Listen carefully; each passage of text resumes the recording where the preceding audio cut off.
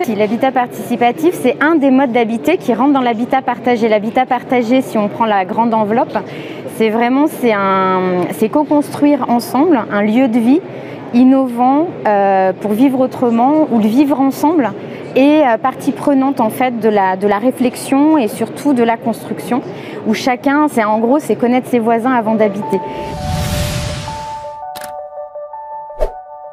L'habitat participatif en fait pleinement partie parce que c'est même sont été les pionniers en France de ce mode d'habiter autrement mais avec un degré d'engagement qui est très haut. Dans l'habitat participatif, déjà il y a de fortes volontés, une forte velléité en termes d'entraide, de vivre ensemble, écologique aussi très forte. Et il y a un degré d'engagement haut dans le sens où ce sont des groupes, donc des familles, des foyers, qui deviennent autopromoteurs de leurs projets. Donc en fait, ils construisent eux-mêmes.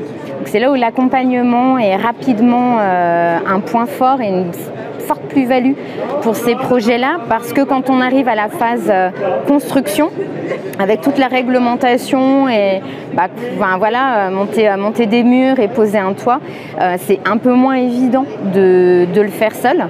Donc là, du coup, des solutions comme Chez Moi Demain peuvent justement apportent cet accompagnement technique. Donc c'est de l'assistance à maîtrise d'ouvrage, on est vraiment sur une dénomination classique, mais apporte cet accompagnement technique qui va supporter le groupe dans son projet et lui permettre de le réaliser et d'emménager à terme dedans. Donc l'habitat participatif, voilà, je reviens à cette nuance, c'est vraiment le degré d'engagement. D'ailleurs, ce sont des groupes qui sont extrêmement moteurs de leurs projets, qui se réunissent. Là, sur les projets qu'on accompagne, au démarrage, ça peut être une fois par mois. Et puis quand le projet commence à se densifier, ça va être de plus en plus. Aujourd'hui, on a les groupes qui sont vraiment dans le dur. Ils sont à 3 à 4 réunions par semaine pour justement pouvoir balayer tous les pans de la construction de leur projet, que ce soit vraiment construction pure et dure, lien avec les entreprises, mais il y a aussi tous les pans juridiques, financiers, en termes de communication pour aller chercher d'autres familles si le projet n'est pas encore complet, le groupe n'est pas au complet.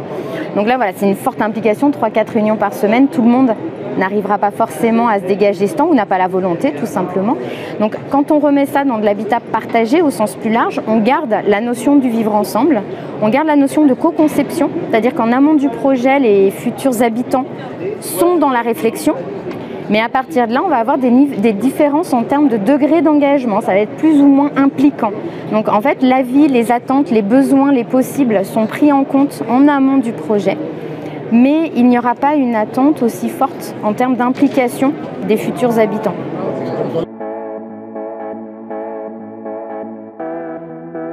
Délégué, exactement. Alors c'est pas au niveau, juste une précision, c'est au niveau de la conception, parce que les travaux, à moins qu'ils veuillent les faire eux-mêmes, il y a des projets effectivement où le groupe fait ses propres travaux, c'est plus compliqué parce qu'en termes d'assurance, là on est quand même sur un autre pan. C'est vrai que la partie chantier, elle est quand même, c'est assez cloisonné, et là ce sont les entreprises qui font le chantier. Donc soit il y a un maître d'œuvre, donc un pilote en fait qui coordonne toute la partie chantier.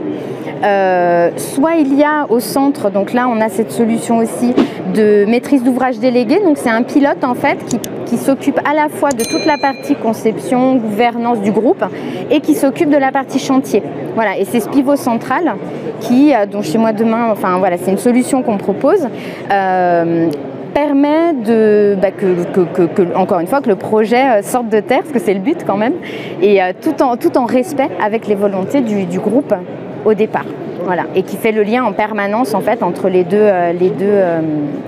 maître d'ouvrage, donc le groupe, et son chantier.